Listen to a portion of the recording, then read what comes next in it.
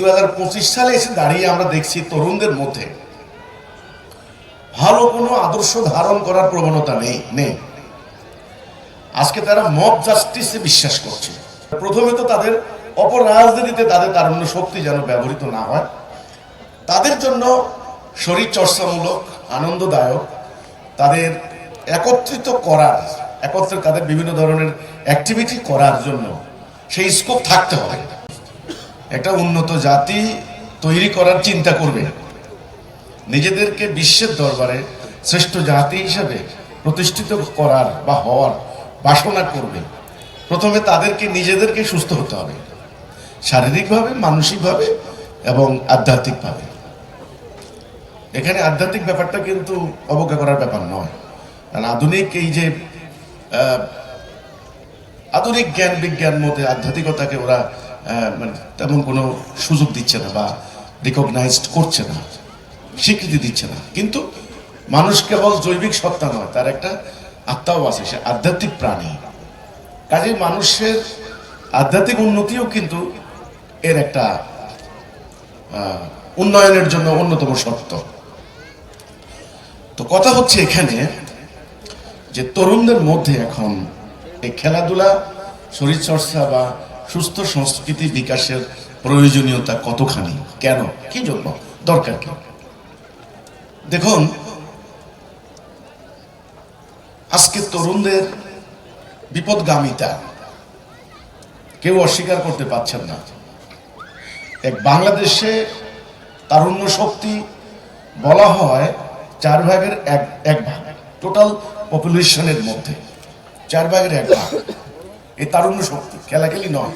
16 কোটি হলে 4 কোটি, এটা কিন্তু বিশ্বের অন্যতম একটা শক্তি, এটা পাওয়ার।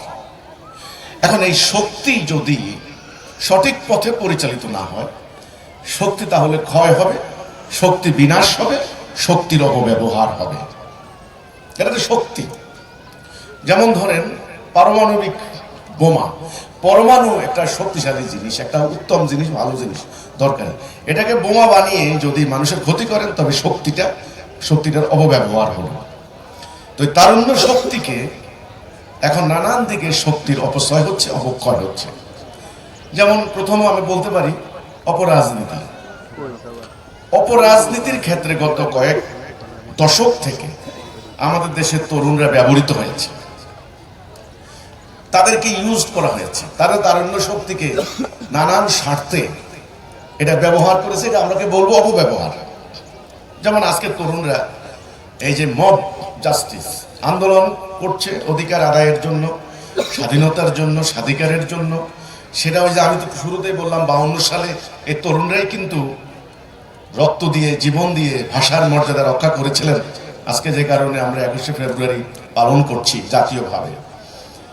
কিন্তু আজকে 2025 সালে এসে দাঁড়িয়ে আমরা দেখছি তরুণদের মধ্যে ভালো কোনো আদর্শ ধারণ করার প্রবণতা নেই। আজকে তারা মব জাস্টিসে বিশ্বাস করছে, অনেক মানে বিশাল অংশ। যেমন উত্তরায় সেদিন দেখলাম একজন নারী তার হাজব্যান্ডকে নিয়ে যাচ্ছেন, এত জোরে মোটরসাইকেল চালাচ্ছিল পাশ দিয়ে, তার প্রতিবাদ করলো। কথা বললো কেন? কোনো কথা নাই, তলোয়ার দিয়ে তাদেরকে কোপানো শুরু করে দিয়েছে। এই ঘটনায় এ পর্যন্ত 5 জনকে গ্রেপ্তার করে, সবার বয়স কিন্তু 15, 16, 17, 18, 21, 22, 23, এর বেশি না। এই যে কথায় কথায় ভাঙচুর, হামলা, আক্রমণ, কোপাকুপি, এই যে এটা মব কিলিং বা মব জাস্টিস, উত্তেজিত বেআইনি জনতা একত্রিত হয়ে একটা ঘটনা এক জায়গায় ঘটিয়ে দিচ্ছে। তো এটা হলো শক্তির অপব্যবহার। তরুণরা কিন্তু সেখানে যাচ্ছে, এটা অস্বীকার করার কোনো জো নাই। এতে করে কিন্তু এই ধরনের মানসিকতা সম্পন্ন তারুণ্য শক্তি কোনোদিন বিশ্বের বুকে সেরা জাতি হিসেবে দাঁড়াইতে পারবে না, এটা নিশ্চিত করে বলা যায়।